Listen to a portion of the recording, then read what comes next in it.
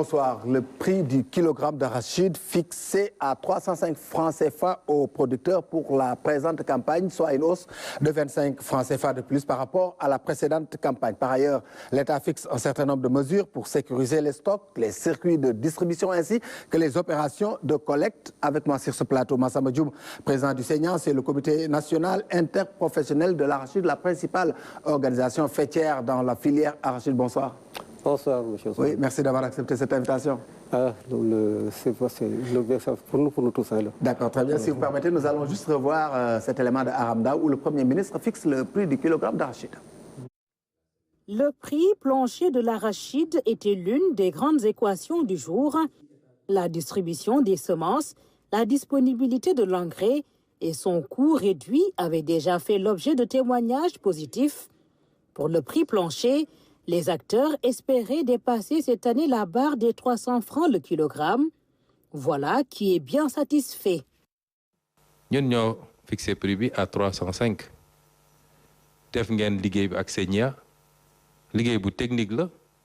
Nous avons arrêté le prix plancher à 305 francs le kilogramme, tenant compte de vos travaux avec CNIA. Quand il a fallu arbitrer, on leur a demandé d'augmenter le prix parce que je voulais que l'on dépasse au minimum le seuil. Je crois beaucoup aux producteurs car moi-même j'ai été producteur de riz et d'arachide. Donc nous mettons toutes les spéculations sur un pied. Mais je suis d'avis que l'État doit déployer tous les moyens pour assister le paysan qui passe ses journées au soleil et dont le travail mérite consécration. Mon ambition est d'arriver un jour à un prix de 500 francs ou plus, mais ce n'est pas encore possible. Oui,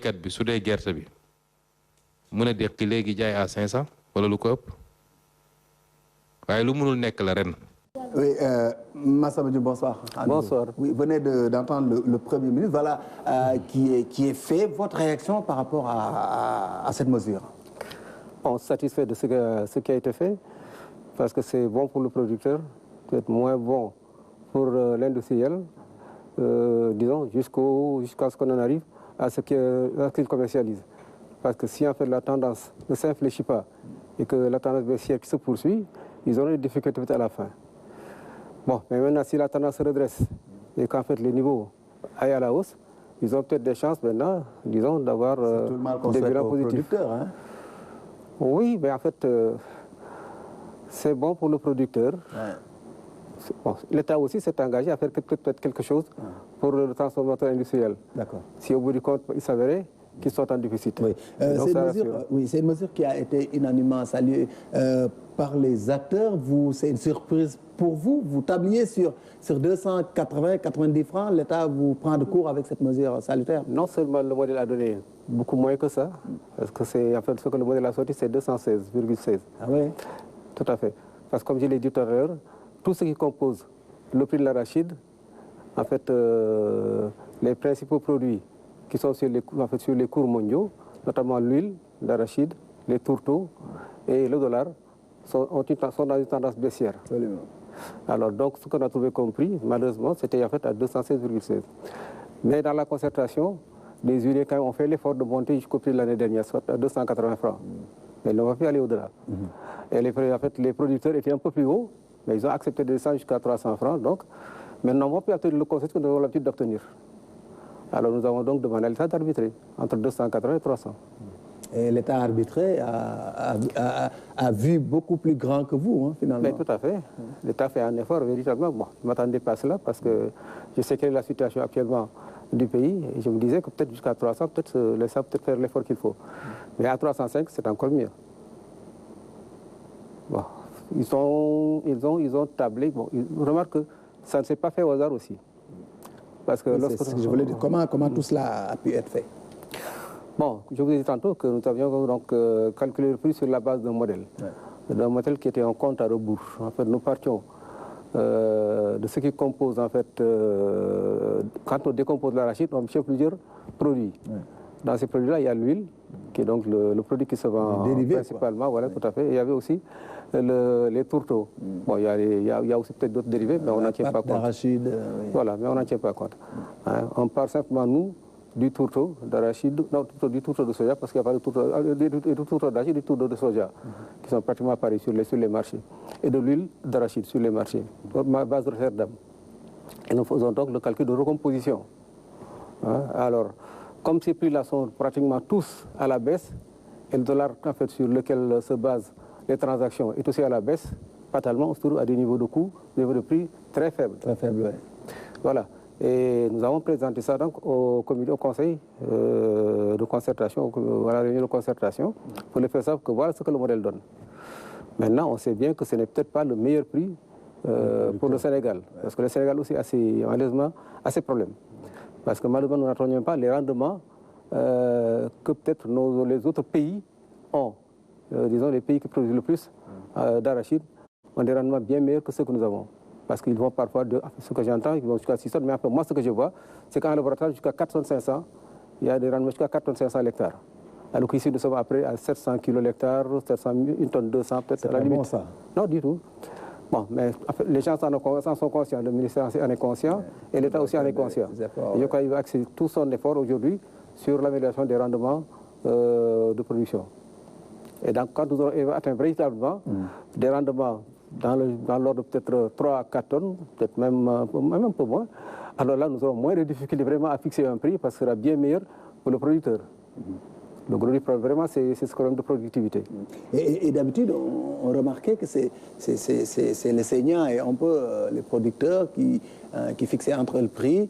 Mais là, l'État prend le problème à bras-le-corps complètement pour s'impliquer à ce niveau. L'État a son rôle régalien de prise de décision. Ce que nous faisons, c'est que nous discutons, nous négocions. Si nous arrivons à un accord consensuel, comme ce qui nous est recommandé, ça facilite le travail à tout le monde. Nous disons à l'État, voilà le prix que nous avons, sur lequel nous sommes tombés d'accord, puis l'État applique. Voilà. Mais maintenant, il y a des cas, comme l'année dernière, cette année-ci, où véritablement nous n'avons pas trouvé les accords souhaités. Parce que les huiliers étaient à 280, ils ont pu monter jusqu'à 280, près de 64 francs de plus que ce que le prix, en fait, que ce que le modèle a donné. Ouais. Mais les producteurs sont limités à 300 parce qu'ils étaient peut-être un peu lieu de 300, mais ils ont accepté de descendre jusqu'à 300, mais pas moins. Alors donc, à force de négociation, nous n'avons pas arrivé à un consensus. Alors nous avons donc laissé l'État arbitrer entre ces deux. Et l'État a arbitré en se basant quand même sur des facteurs, comme par exemple le ministère de l'Agriculture a ici essayé de voir quels étaient les prix qui étaient pratiqués sur la graine elle-même, pas sur l'huile, mais sur la graine, parce qu'en fait, il y a des cotations de graines, c'est de l'arachide de bouche. Parce qu'en fait, il y a des graines qui sont exportées. Et donc, en se basant sur ça et en faisant le même compte à rebours, on est arrivé peut-être à des niveaux de 290 euros là. D'accord. Alors là, ils ont décidé qu'ils ne vont pas véritablement laisser le producteur à ces niveaux-là. Et ils ont vraiment pris la décision. On l'avait aussi et le valoriser complètement. Oui, on parle de prix plancher. De quoi s'agit-il? C'est quoi? C'est le prix minimum auquel en fait on ne doit pas descendre en dessous de ce prix-là. C'est-à-dire quel que soit l'acheteur, il ne peut pas descendre en deçà de 305 francs. Sinon, il est sanctionné. Ouais. Maintenant, s'il a l'option de vendre, disons, à un meilleur prix, il le fait. Et ça, c'est au grand bonheur des producteurs. Mais est-ce qu'aujourd'hui, ceux qui achètent, les acheteurs locaux, nationaux, sénégalais, est-ce que ce prix-là est à leur portée pour pouvoir capter un peu toute cette production Oui, on en a discuté. Je crois qu'à la date du 5, qui est la date d'ouverture, ils ont les moyens véritablement d'acheter. Donc l'ensemble. Sonacos est le principal acheteur, disons. Oui, Sonacos, effectivement, le plus gros lot. Mais il y a les autres qui sont là, le privé. Donc, et à ce prix-là, vous pensez qu'ils pourront. Bon, ils sont engagés à trouver les moyens d'acheter. Bon, parce que chacun a peut-être son moyen de financement qu'il va essayer de mettre en application, et donc d'acheter autant qu'il pourra. Parce qu'il y a des objectifs de 420 000 tonnes pour l'ensemble des huiliers, tous les huiliers confondus. Là, Sonacos a le plus gros avec 300 000 tonnes. Et bon, si je décompose, il y a Copéol qui en a pour 100 000 tonnes, il y a SSI qui en a pour 30 000 tonnes et il y a CAIT qui a pour 30 000 tonnes. Ce qui fait 420 000 tonnes. Bon, avant cela, il y a les 100 000 tonnes qui sont réservées aux semences. Et ça, c'est prioritaire. Il faudrait qu'on fasse en sorte que les semences soient sécurisées avant, donc même, disons, les collectes des huiliers. Et à ce moment-là, après, si en fait, disons que la production le permet, maintenant, on laissera le soin aux exploitateurs de prendre le reste. D'accord. Et les Chinois, dans tout ça, l'exploitateur, c'est le Chinois. On peut espérer qu'ils viendront à la rescousse aussi pour... Possible qu'ils viennent, mais de toute façon, ils n'achèteront qu'après que les huiliers aient acheté tout ce qu'ils ont à collecter. C'est ce que l'État a décidé. Hein. Oui, tout à fait. Ouais. Et c'est tant mieux, je trouve, hein, parce que quand même, nous avons... Saluez ça, le fait que l'État décide de sécuriser tout ça et de donner la priorité à... Mais tous ceux qui sont conscients des difficultés que traversent les huiliers, évidemment, seront d'accord sur cela. Parce qu'en fait, depuis plusieurs années aujourd'hui, les huiliers sont plus bas que terre. Et je crois que cette année est leur dernière année, c'est l'année de survie. Ils passent ou ils trépassent. Pour vous, c'est l'occasion ou jamais de se redynamiser, que ce soit les huiliers ou son à cause de manière générale. Ils passent ou ils trépassent. Oui. Parce que s'ils ne passent pas, malheureusement, c'est la mort assurée. Ils doivent saisir la balle au bon. Oui, tout à fait. Il faut donc qu'ils fassent le maximum de ce qu'ils peuvent pour acquérir le plus de collecte possible et de les vendre à bon prix. Ouais. Transformer et vendre à bon prix pour ceux qui transforment, disons, la plupart qui se transforment pour la plupart. Bon, maintenant, pour le reste, ils vont peut-être l'exporter comme le font les autres. Et peut-être gagner un peu d'argent pour faire donc repartir leur industrie. Ouais. Avec la subvention de l'engrais et des semences, on peut espérer que cette année, l'État s'implique, pour ne serait-ce sur le cadre de son accord, hein, pour acheter à sa place, peut-être, non? Vous savez, l'État fait énormément d'efforts. Et en retour, il réclame rarement la contrepartie, parce qu'il ne force jamais les gens à, disons, faire ce qu'ils supposeraient être la meilleure chose. Il les laisse faire. Bon, ceux-ci maintenant ont pris la résolution peut-être d'essayer de réguler un peu. Vous voulez que l'État s'implique, régule, et plus de prise sur la chaîne? C'est le rôle d'un État, de réguler. Parce qu'en fait, ce serait l'anarchie, chacun fait ce qu'il voudrait. Et à terme, il y en a aujourd'hui qui sont en danger. Ce sont les industriels, ce sont les gens qui ont investi, qui ont mis leurs moyens, qui ont fait confiance au Sénégal. Et qui malheureusement, depuis certaines années, depuis quelques années, souffrent. Pourquoi? Parce que justement, ils perdent de l'argent. Ils n'arrivent pas à collecter. Les intrants sont leurs éléments de base. Et donc, ils ne trouvent pas l'arachide, qui est leur intrant de base. Alors, qu'est-ce qu'ils font? Ils se tournent les pouces. Bon, ils empruntent de l'argent, ils payent les frais, les intérêts, tout ce qu'il faut, et au bout du compte, cet argent n'est pas dépensé. Alors qu'ils ont perdu de l'argent pour certains. Non, il y a énormément de choses que les gens ne savent pas, et qu'ils ne mesurent pas. Vous êtes quand même les acteurs. C'est vous qui devez dire à l'État... L'État le savait. Tous ces l'État le savait. Hein. Je ne sais pas. Bon, l'État le savait, l'État le sait maintenant. Parce que quand même, il y avait un président régime. Mais je crois que ce régime, malheureusement, bon, je ne critique pas. Je dis que son souci n'était pas véritablement de la protection de l'industrie. Parce que dans leurs intentions, ils disaient qu'ils avaient l'intention de favoriser l'industrialisation du pays.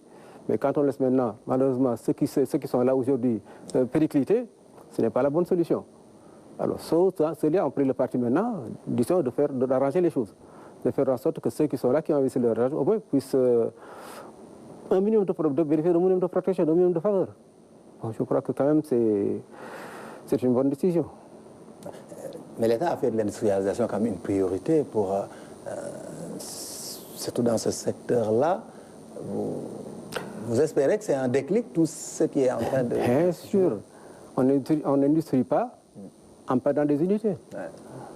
On doit en gagner plutôt qu'en perdre. Et donc, s'ils font l'effort véritablement d'accompagner ceux qui sont là aujourd'hui, jusqu'à ce qu'ils puissent tenir, je crois que c'est la meilleure chose à faire. C'est une action souverainiste, c'est un acte souverainiste de souveraineté, l'État fixe à ce niveau-là et prend des mesures du genre sécuriser les frontières, les circuits de distribution, favoriser l'alimentation interne d'abord. Mais tout à fait, contrôler par exemple. Le ministre a eu la bonne idée de réunir, disons, ceux qui sont, disons, les principaux rivaux. En l'occurrence, l'huilier et l'exportateur. C'est l'exportateur qui a amené ses graines et lui, en fait, resté comme deux renoflats. Alors, il les a réunis, et les producteurs avec, et ils sont mis d'accord. Les huiliers, quand même, sont conscients qu'il faut faire des efforts. Ils ont fait donc prévaloir leur sentiment patriotique. Ils ont dit, écoutez, cette année-ci, nous allons privilégier les industries de transformation. Et après, quand ils auront pris ce qu'ils ont à prendre, à ce moment-là, s'il en reste, nous prenons le reste. Alors, mais ils ont soumis quand même aussi des doléances, à savoir qu'ils ont des unités qu'ils doivent faire travailler. Donc, ils ont des emplois dans le décortiquage, dans le triage et tout cela. Là. Alors, il ne faudrait pas qu'aussi on les laisse en rade. Et là, ils sont mis d'accord sur le fait que c'est OK, vous allez faire ce que vous avez l'habitude de faire, cela concerne le travail, mais en retour, vous nous vendez les graines décortiquées. Donc ils sont mis d'accord pour que ces graines décortiquées aussi passent aux huiliers. Ah mais ça c'est magnifique ça. Mais tout à fait. Non, non, en fait ça se fait dans la bonne concertation. Véritablement, le ministre a battu un énorme travail. C'est l'agriculture. Oui, oui, tout à fait. Il a battu un énorme travail, vraiment, dans plusieurs séances de travail. On ne devrait pas rencontrer de problème pour la campagne. On a résolu le problème à 90%, disons. À 90%, tout à fait. Maintenant, c'est dans la pratique, on verra. Si effectivement les choses se font comme ça doit se faire, à ce moment-là, il n'y aura pas de problème du tout. Maintenant, si peut-être il y avait des intentions malveillantes, comme par exemple ce qu'ils avaient l'habitude de faire pour certains, c'est stocker, acheter, stocker, et attendre justement que... Oui, mais l'État a décidé de surveiller tout cela. Hein. Absolument, c'est ce que je fais. On ose espérer que des mesures vont être rapidement mises en œuvre pour dissuader toute cette pratique. Tout à fait. L'État est conscient qu'il y aurait certainement des volontés de passer outre ce qui a été décidé. Alors à ce moment-là, l'État prend les dispositions qu'il faut, de surveillance des sites, de décortiquage, de stockage donc des graines, pour voir effectivement, parce que de toute façon, tous ceux qui seront agréés, autorisés, on aura, disons, leur localisation. Ouais. Il faudra maintenant que régulièrement... traçable, quoi. Absolument. Il faudra maintenant que des services se rendent régulièrement dans ces lieux de stockage, vérifient ce qu'ils ont comme stock. Si c'est des stocks qui sont là et qui restent assez longtemps, bon, maintenant, ils vont leur demander donc de vendre comme ils devraient le faire. Autrement, peut-être les sanctions tomberaient. Et sécuriser aussi les frontières, comme le Premier ministre l'a dit. Il ne faut pas que les graines sortent du pays. Oui, oui. Ce sera peut-être... bon, ça dépendra maintenant de ce qu'il y a. Peut-être si dans les autres pays, le prix est plus intéressant que le nôtre, à ce moment-là, il faudra surveiller. Mais par exemple, si le prix est inférieur, là, c'est eux qui nous apporteront leur graine. Ce sera tant mieux. Par exemple, surtout dans la frontière gambienne, si en fait la Gambie a un prix supérieur à l'autre, il y a un risque à ce moment-là de sortie de graines. Et là, il faudra que les services fassent le travail. La gendarmerie, de toute façon, va veiller. Voilà, tout à fait. Mais si, par exemple, c'est le cas inverse, où nos prix sont meilleurs, ce sont leurs graines qui vont venir ici au Sénégal. D'accord. Et quel devrait être aujourd'hui, à votre avis, le climat dans le monde rural, quoi, après ces annonces? Je n'en ai pas encore d'écho. Peut-être que certains seront satisfaits, d'autres moins. Parce qu'il y en a qui visent bien plus haut. Vous voulez quoi, 500, non? Il y en a qui vont aller jusqu'à 1000 francs parce qu'ils disent que le prix de l'arachide même veut... Bon, maintenant, c'est des rêveurs, quoi. Ils savent bien qu'il y a des choses qui ne sont pas possibles. Bon, mais comme nous, de cocaïne, nous avons le gros coup. Mais il y en a qui craignent une tension aux huiles sur le prix de l'huile transformée complètement. Quand on voit que le prix du kilogramme d'arachide monte à 305, peut-être ça peut avoir une conséquence sur l'huile, non? Oui, forcément. Parce que forcément, le prix de l'huile d'arachide sera plus élevé que l'huile qu'on consomme aujourd'hui ici, pour la plupart, je veux dire. Surtout l'huile de palme. Bon, il y a de l'huile de soja ou l'huile de tournesol qui sont généralement sur le marché. L'huile de palme surtout... régler un problème pour créer un autre, non? Non, c'est un marché qui est là, malheureusement, qu'on devrait aussi gérer, peut-être sous forme de régulation. Si ce n'est pas trop tard. Oui, mais vous avez dû discuter avec l'État de ça? Pas encore sur ça. Pourquoi? Non, parce qu'en fait, il n'y avait pas le temps requis pour le faire. Peut-être qu'on en discutera après, parce que pour voir comment ils vont essayer de voir tout cela. Mais tout cela devrait être dans un paquet de gens. Vous devez discuter globalement de toutes ces questions, puisque c'est une chaîne. Hein? Mais il n'est pas trop tard, parce que c'est le 5 qu'on ouvre. Donc il reste encore une dizaine de jours pour en discuter et essayer de voir quelle solution trouver. Parce que ça ne sera même pas aisé, parce qu'il y a des stocks sur le marché. De l'huile de palme, beaucoup en Vous avez déjà fait les péréquations pour voir, éventuellement, si l'État vous appelait, qu'est-ce que vous deviez amener comme proposition par rapport à l'huile? Disons que ce sont les services du commerce qui sont plus habilités à faire ce genre de travail. Donc, ils le feront en concertation en rapport avec le ministère de l'Agriculture, c'est certain. Avec l'État qui va chapeauter, avec, disons, le Premier ministre qui va chapeauter. Mais il va de soi qu'actuellement, le marché est bien alimenté. Et là, c'est le commerce qui va déterminer quels sont les stocks aujourd'hui qui sont disponibles, qui sont sur place.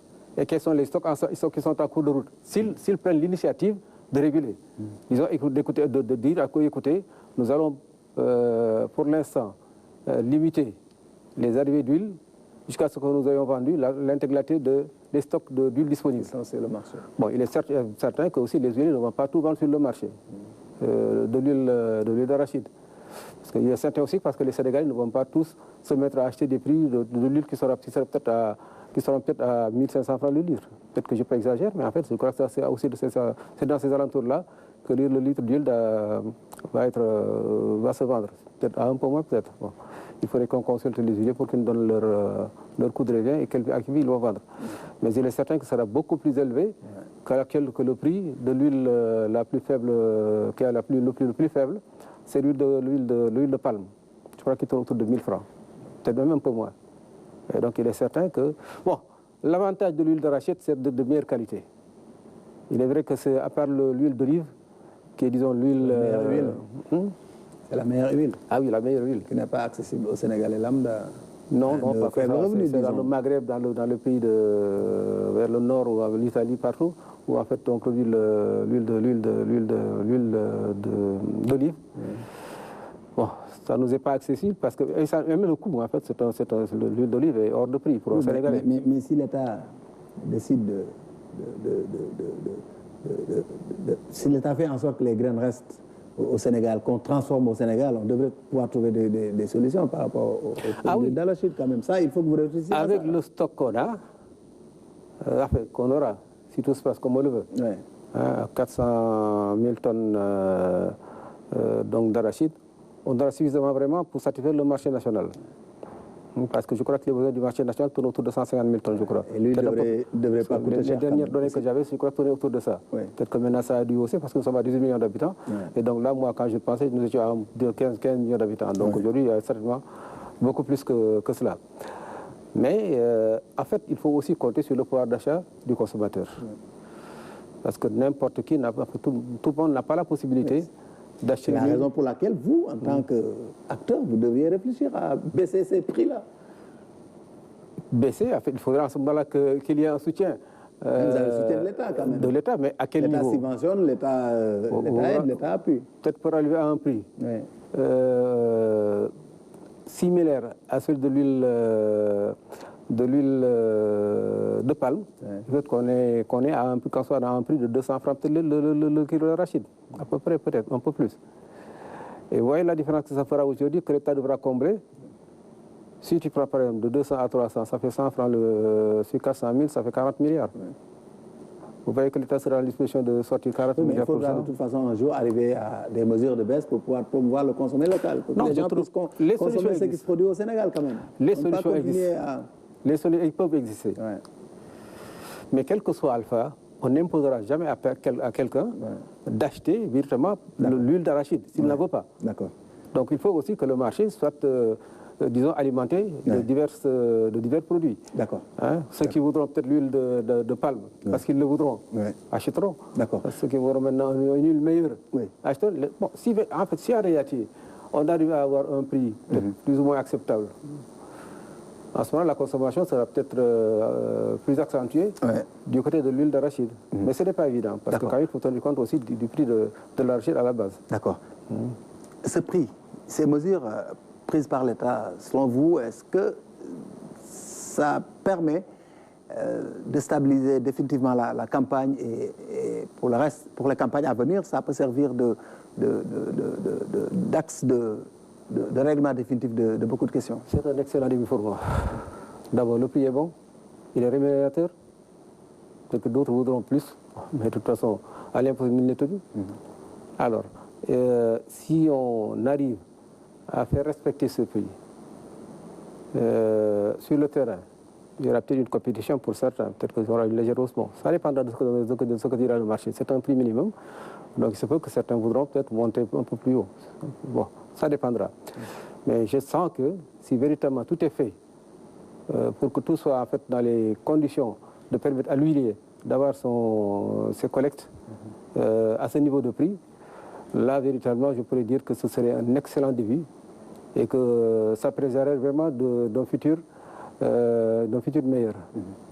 Parce que là, on pourrait peut-être aller à des niveaux de prix peut-être même plus... Bon, si c'est le travail qui est fait peut-être sur la productivité, sur le rendement, donne des effets, mais vraiment tout le monde, le pays sera excellent dans des conditions excellentes.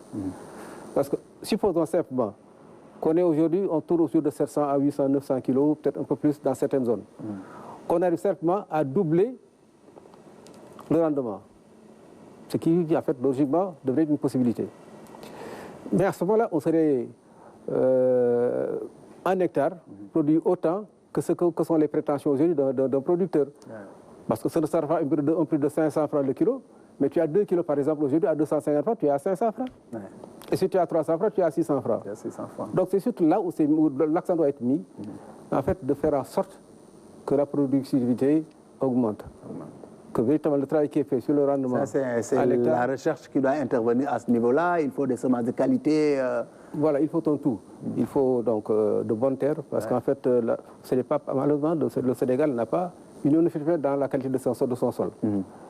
Les terres argileuses donc, sont plus favorables à la production d'arachide que, disons, le sol sablonneux et autres. Et bon, toute la surface du pays n'est pas de ce type-là. Alors, il faudrait donc qu'on ait une bonne terre, qu'on ait de bonnes semences, et là, c'est le travail directement que devra faire l'ISRA en rapport avec les semenciers, pour fournir le maximum de semences issues de la recherche, des variétés, directement qui sont des variétés qui produisent beaucoup, dans les conditions peut-être qui s'adaptent au climat du Sénégal. Donc il faudra en ce moment-là, ces semences-là soient bonnes.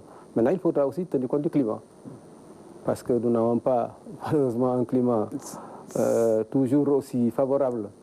Mais il faudra, comme vous le dites, des semences adaptées à notre situation climatique. Oui, parce que, je crois que le Premier ministre l'a dit, hein, l'État va augmenter enfin l'enveloppe qui est dédiée à tous ces secteurs de la recherche, de la subvention.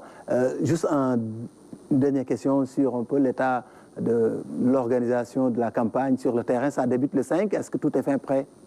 Nous allons vers la répartition des points de collecte dans les prochains jours. En fait. Je crois que d'ici peut-être avant le début de la semaine, nous devrions peut-être aujourd'hui avoir réparti l'ensemble des points de collecte tout autour du Sénégal, en fait, à l'intérieur du Sénégal. C'est combien de points de collecte? Bon, nous tournions autour de 700-800 points de collecte. En fait, vraiment le temps où l'arachide était à son top, nous étions appris aux environs de 2000 points de collecte. Malheureusement, il y a tout ce qui se passe entre-temps. Aujourd'hui, nous tournons autour de 700 points de collecte. Et ces points de collecte, ils doivent être aussi équipés. Parce qu'il faudrait qu'il y ait des cribles pour nettoyer la graine. Et ça, c'est un impératif. Parce qu'il y a énormément de soucis relativement à la qualité donc, de la graine par rapport aux impuretés. Parce que maintenant, ce n'est plus le gérant, comme vous le faites dans le temps là, où c'est le gérant peut-être qui mettait un peu de sable dans le couscous, comme on dit. Mais aujourd'hui, c'est le paysan lui-même qui met des impuretés dans la graine. On peut pour augmenter son poids, tout à fait. Et quand c'est au point qu'on lui demande de nettoyer, il dit que non, je vais au Louma. Maintenant, il faudrait que même chez le Louma, en fait, on mette des instruments de nettoyage. Comme ça, maintenant, ce sera pareil pour tout le monde. Voilà. Et que maintenant, forcément, les graines passent maintenant au point de collecte. D'accord. Je vous remercie. Le temps qui nous est imparti est fini.